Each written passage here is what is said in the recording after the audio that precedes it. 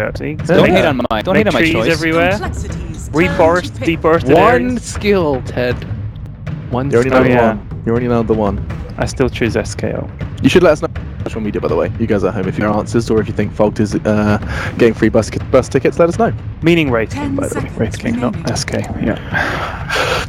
So playing catch up, Rubik is going to be taken for LGD. I feel like Again with the Rubik. multiple times LGD against Cole so far have been getting heroes that they want. Yeah, but the heroes that they pick are very flexible. Like, they can work into any lineup. They don't want to reveal their cores until Complexity shows a lot more. And likewise, Complexity are kind of chickening out. So Ogre, Juggernaut, it's like, you could run that in anything. Yeah.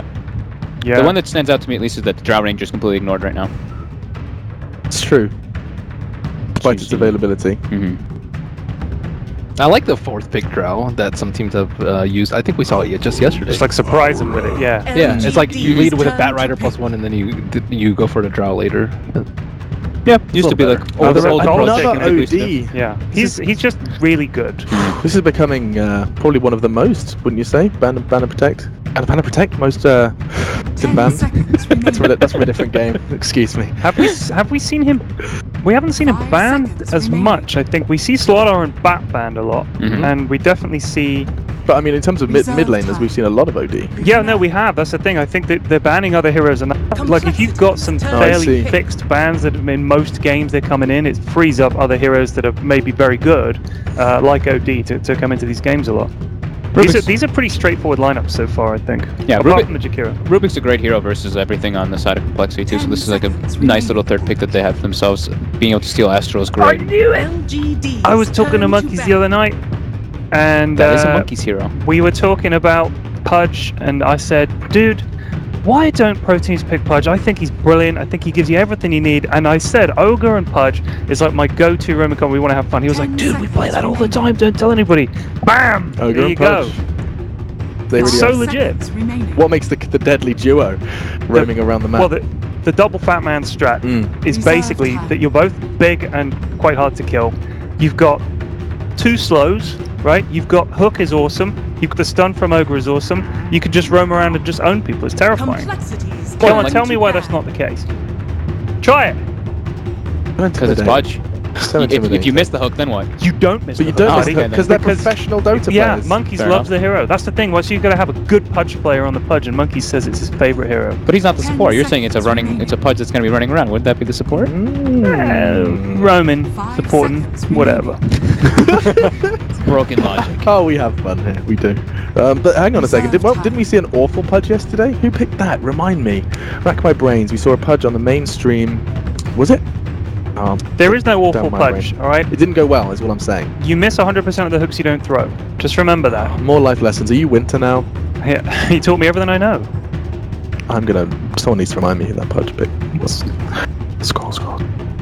I completely forget, but Ben was actually talking to me about this Luna before from LGD. He was like, oh, yeah. It was disgusting before. He had a 23-minute like Butterfly, Dragon Lance, Dominator, and Manta. So yeah, that's pretty ridiculous farm rate, and also matches really well with their heroes. Got some pretty great team fight between them. They've pushed potential now with the Jakiro with the Luna, and like Rubik Luna. But Rubik might be a little bit of like slightly weakish lane support, and this just enables him more with the Lunar Blessing. One more for either side. Here's another reason you're not going to miss the hook so much. You got the setup. Be in prison, you just wait, just time it just right, hook them. Perfect. You let him channel Epicenter and then just own everyone that's waiting too. Not gonna happen, buddy. We're gonna see it. Complexity will win this game, and you're gonna say. Oh, I love Pudge. Do you? Yes. Do you like playing him? Yeah, I play him. I don't play him as much as like Black and some of the other people, but yeah, he's great. I just don't think he's that great and competitive. He is that great. Sometimes he's great. So what are the flaws? What are the flaws within Pudge's game style? Missing the hooks? Is that just the problem? Dude, they're doubling down on the hooks. Yeah, double hook strat. Yeah, you miss the hooks a lot. Sometimes it's hard to pick up XP. I guess you can do like the mid pull sometimes, but his team fight is like meh. Sometimes you hook and you're like, wait, why the hell did I hook this guy? And you get your whole team killed. Yeah, that does happen. Target. That does happen. I mean, but the thing is, at the moment, these are all eminently hookable targets. That you hook and eat, and then you hope your team blows them up. And the thing is, while he's holding someone in place, OD's pounding on him, and I think they'll be able to roam. Jug will be fine. Leave Jug to it. So yeah, I like this a lot. It's a double combo, right? You have Rot and you have Spin. How do they get away? How are you going to get away from that? You can't. Clockwork's difficult here, I think, for a lot of reasons. He doesn't have the most synergy with Juggernaut, Pudge, or OD. Like you don't have a good follow. Like Skywrath is one of the perfect examples for just drop it. Marana as well. You have like a lot of burst, but these heroes, like, how are you supposed to do damage to someone in a you're good against Jakiro.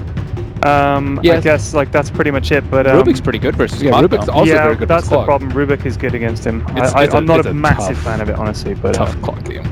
I guess the one thing though to come back to the Pudge too is like that Jakiro's gonna walk up and try to like. Is it a mid Rubik? Oh, it's a mid Rubik. Wow. It's a mid Rubik. Yeah. Ooh, I saw right down to the wire. There was a clip of maybe getting ultra kill on mid Rubik and then the enemy just out in one of the smaller Chinese tournaments. So this will be fun. Cool. You get your Lunar Shadow Demon. So I mean, it does seem like you guys have one team in mind when it comes to winning the draft, and if we see a third, I'm saying Complexity, baby. They got Pudge, Ogre. That's it. That's a winning combo. Winning combo for you and LGD. LGD across. What about you? I don't trust you. Come with me, Alex. Trust you. This train that we're on now. Do you remember I told you it was a nice, relaxing train? Now this train is out of control. Yeah. Okay. We're flying down canyons. We're going around valleys. People are going, oh, I can't believe it. Get on board. I've never been one. Damn right. We've got this, Ted. We've got this. All right, let's go ahead. It's going to be 2-2. We believe Complexity can bounce back with the Fat Man duo. We'll jump over to another Fat Man duo. Oh, that's a back throw. Yeah. Let's head over to our casters. I don't know if I like this new host, guys. PH Fat, yo. Yeah, oh, Jesus. I don't know if I like my co-caster. All right. So our analyst gave us, we have, harkening a little bit back to Days of Old, a mid Rubik. We also have this well-crafted, team fight heavy, push heavy lineup from LGD. Meanwhile, our analysts say Complexity have a double Fat Man strat. Surely there's more to it, right? For Complexity, surely there's more than just the double hook and double Fat Man strat. And they're putting Cancel back on a hero where he can really shine. We saw him play really good OD earlier on today against EG, and it's a great setup this game. That was one of the things where they turned that game. They had a really rough start against the RTZ Sven, but it was Astral into Marana arrows. So this game, it's a kill shot. They've got Pudge Hook. They've also got the Clockwork. Guys, it's not really an Astral into Clockwork. I'd say it's more of the Astral into the Pudge. But they're really good at playing around the Astral Imprisonment, either as a setup or as a save. That to me is the OD is more the key hero for me with this Complexity draft. Do you think that LGD's lineup, I see a lot of single target focus from Complexity in many ways, right? Clockwork, great example of you want to be able to lock someone down, battery assault them to death. You have a hook with an imprison combo. We also have Omni Slash. I see a lot of single target on Complexity. Do you think if Complexity are able to make that right kind of initiation and take out one of those big cores, does LGD's lineup fall apart? Does some of their team fight lose a large part of their potency if they get a big Luna kill or start off with the mid Rubik kill, for example? Do you think that can work? Yeah, it almost has to go that way because there's no way you can win a straight up 5v5 where you're not starting things off with a pickoff or unless you're ahead by a ton of gold, because LGD's team fight is insane. You've got Eclipse, Epicenter, Jakiro with all his AoE. You've got 4 heroes with sick AoE. If you're looking at Rubik with the spells he could theoretically steal, and even Shadow Demon, you got Shadow. Well, I don't think we'll be seeing Shadow Poison in the build this necessarily, but LGD have the huge team fight advantage, and that's where Complexity have to use the finesse of their heroes. Looking at the Pudge, and to a lesser extent the Clockwork, maybe catching the backlines a bit, splitting up the fight using the cogs. They've got to play the chaotic team fights, and if anything, it's not really even team fights at that point. They've just got to play the chaotic Dota that really helped them win against EG. And in many cases, right, that means you have to start the game off early, right? You have to be the one setting up the ganks first before LGD can start that 5-manning, and that will rely quite heavily on Complexity being able to win their lanes. And they're already trying to do something to win those lanes. They're going to have Monkeys Forever up at the top lane, matched up against the Clockwork. Not going to be the most fun in the world against a Caustic Finale. And they're going to have Ogre and Juggernaut bottom lane against the Shadow Demon and Luna combination. We'll see whether or not that double melee can actually do it. And mid is going to be Cancel's OD versus a Rubik with the potential for an imprisoned to hook combination. Interesting to see where Z-Freak's headed. He's going for the mid poles with the hook here, so he's going to be denying as well as experience away from the mid Rubik. This is going to make Maybe's life in this mid lane fairly rough. It's not the end of the world because you're not playing a mid hero that's farm dependent, it's more level dependent, so a Rubik losing out on this isn't the end of the world. If you're playing like a OD or a sniper mid, you're like, crap, where's my farm? But for Rubik, he's going to have to just make do with a bit less, and if anything, he's going to make the move into that jungle to try and contest this, but we'll be showing up a little bit late. Do you think this Clockwork versus Sand King lane. Do you think that can actually work out for Monkeys? He also has to deal with XZ's Jakiro, but he should be able to get at least his level 6 in lane without any problems, right? Yeah, he should be, and I think if anything, LGD are going to be tempted to pick up a TP early on XZ to help that bottom lane, because they may look to secure Luna's farm a bit better and make sure that Jug doesn't pressure this lane too much. Not that Jakiro is the best against the Jug Blade Fury or anything, but it's more about having that numbers advantage down bottom with the 3v2. Right. So that's a consideration, but LGD really like to run dual lanes just to maximize their experience gain in the early game. Running those tri lanes means you end up with these under-leveled supports, and they, more than other teams, prioritize giving their support early level 6s. They remind me a little bit in Faceless, and that I really feel like these two offlaners are both very aggressive, right? And they are very much promoted by being able to have a support in lane early on. They can really utilize that aggression to put the enemy off early. Yeah, absolutely. And if that means Ame has a bit of a rougher time in his safe lane, that doesn't bother LGD, because he often plays second fiddle to maybe. Not that that's really the case as far as late game carry potential this game goes, but it's one of those things where they know that they're going to get return from investing in the offlane. Well, nicely done by Complexity. Somehow they managed to bait out a double shockwave from the Satyr Tormentor. Neutrals now playing, well, at least they were, playing on Complexity side. Evens things out, though. Thank you, Gaben. Cancel, he's going to be, there's a big difference, right? Our traditional one positions, the highest network heroes are true hard carries, right? For Complexity, it's their mid laner and Cancel with this who's playing the OD, whereas LGD definitely on the Luna, right? One of the big things about this Rubik, right? It is not a scaling mid hero, not in the traditional sense. Absolutely, it's a hero that can get better with a few items here or there, but it's very much around some of his team fight involvement. And we'll see this very intense player perspective replay where Z-Freak is able to get the clutch pull from the neutrals. Oh, lovely stuff. Truly exciting stuff here at the Boston. He's warming up for the heroes. All right, Monkeys, he's level 4. His tower is being pressured heavily. There's not much you can do about this. Caustic Finale pushes out the waves. XZ will easily be able to push down the tower thanks to the early level 2 in Liquid Fire. Monkeys are just going to try and keep the creep wave off the tower as much as possible, but eventually this tier 1 will definitely be going down. Z-Freak's back to the pool, so Rubik's back to being a little bit under-leveled, losing a second creep wave now, but I mean, even taking an eye at his XP, he's only, half a level behind the OD for now, which isn't too big of a deal. It is an OD who's getting decent farm though, so he's in no way able to contest OD's farm. Swindle's actually leaving the bottom lane alone now. The Shadow Demon disruption into some sort of Luna combination really doesn't feel threatening for Mu. He'll just spin and walk himself away most of the time. In fact, they're actually going to make a full rotation here. I was just about to say, leaving Mu alone in the offlane seems a bit weird. It makes more sense to send him up top. Supporting a Clockwork doesn't make much sense. If anything, Clockwork wants to get the solo XP to try to get the world level 6, so probably see Clockwork make the TP down bottom, or alternatively even rotate a bit into the jungle to try finish his level 6. I was a little bit surprised they didn't wait until the Clockwork reached his level 6 before, just trying the rotation. Then Clockwork doesn't feel compelled to go to a lane, right? Then he can just start playing the hunting hero, but he does need just a little bit more experience, 1 full level, and a small chunk of chase after that until he gets to level 6, in which case he can play that active roaming hero, setting up kills.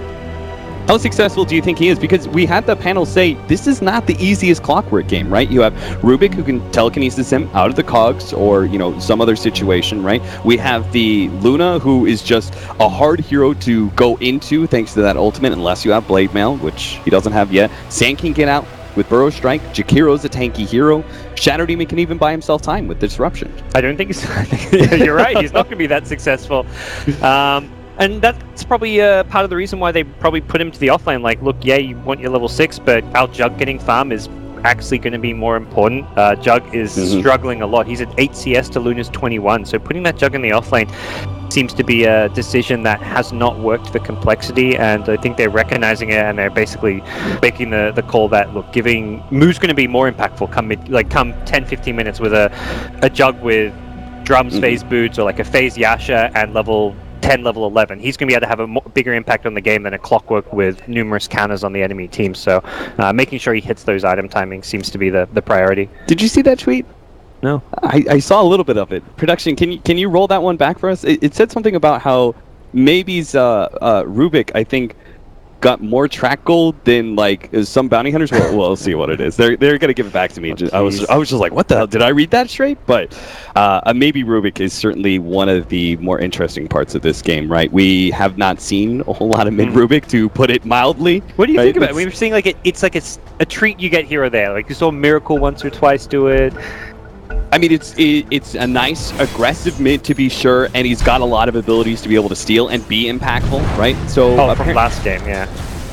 More gold. All right. Well, poor monkeys. Poor monkeys. All right. Well, monkeys is looking to have a better game, though. His hero versus the matchup of LGD is already set against him. We'll see if he can shine despite that fact.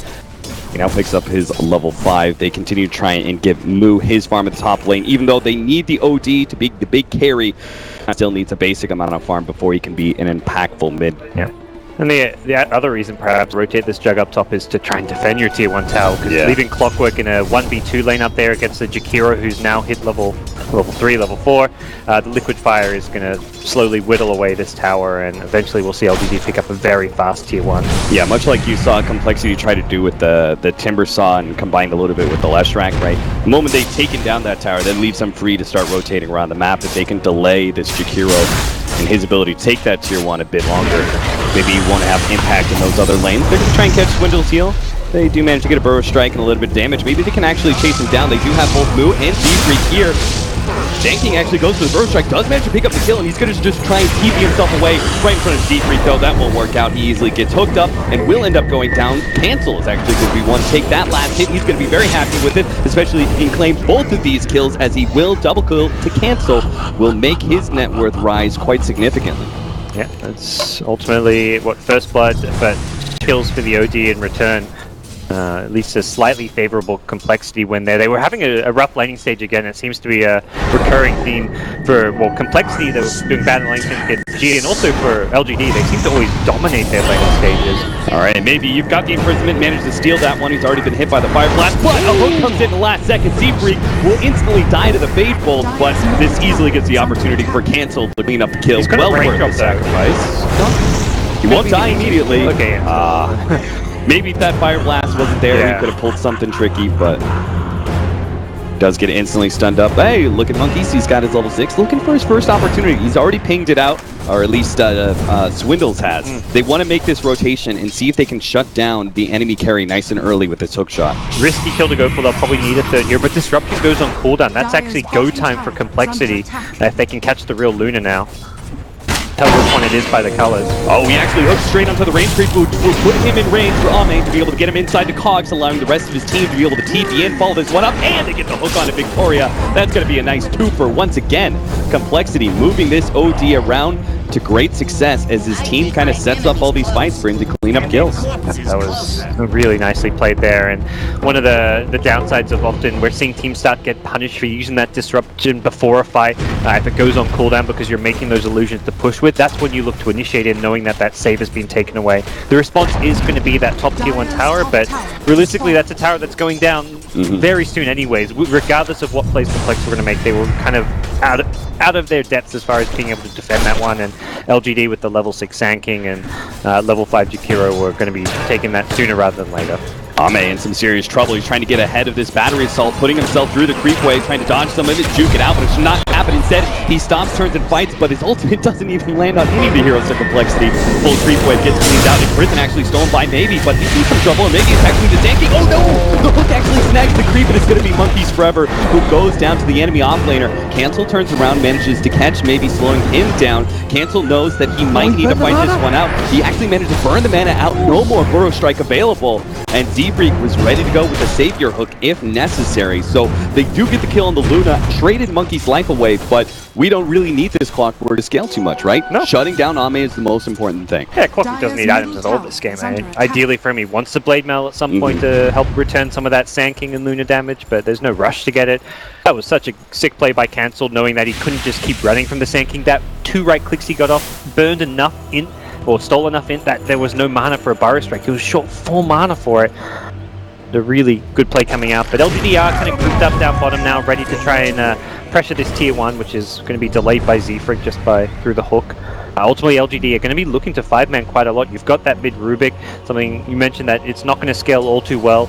You've got the core, the core Sanking as well as a support Jakira that can push very fast and kind of come online very early. You want to be able to take towers and push the objectives early on. Yeah, especially with the Sanking being able to pick up a very fast Blink Dagger at this rate. He's got 2,100 gold already.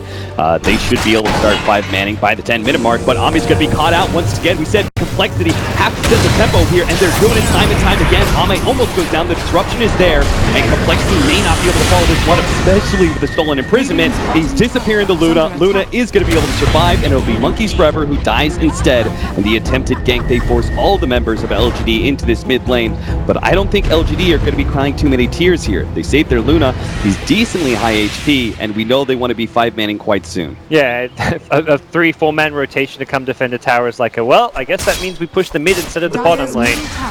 Even if they don't get the tower itself, XC's already throwing liquid fire, starting to chip away at it. We'll get it down nice and low, if not take the tower here. So very quick rotations coming out, especially from the Shadow Demon. Victoria's been playing that instrumental role earlier today on the Oracle. We're seeing it now on the Shadow Demon. Last game he had a really impressive performance on the Rubik. He has been really good with his rotations throughout LGD's day one of the group stage. Yeah, I like his efficiency on just time there, of seeing that, okay, we got this sort of window, right? We killed this hero. He just throws out the Macro Pyre. It's not an ability that you necessarily want to be able to hold on to at all times. He clears a creep wave nice and early, gets a huge chunk of damage on that mid tower because of how quickly he pushes out that wave.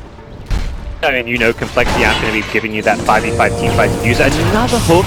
Nice snatch there. They will be able to, thanks to that ward behind the tower, catch Victoria, but Monkeys Forever is once again very deep, and there is really no saving grace. It looks like Z-Freak is instead going to go for Victoria. He does manage to clean up that kill, and Monkeys just one right click or a Burrow Strike or even a Diabolic Edict to be able to finish him off. Caustic Finale, rather. So they trade 1-for-1 once again, but they are buying space, right? Sort of, I guess, for an OG Jug, yes, they're farming. But I guess similar, and your lineup's going to scale better with the OG Jug compared to just the Luna on the opposing team. I guess the scary thought is if you start losing towers after you get these pickoffs, but finding pickoffs 1-for-1 trades kind of slows down any kind of 5-man push coming out from LGD. And we're seeing them kind of get low in HP, the pressure at mid forces them back to go heal, so LGD not really hitting the timings they'd normally. Ame's really struggling to get that early combo dominator we normally see.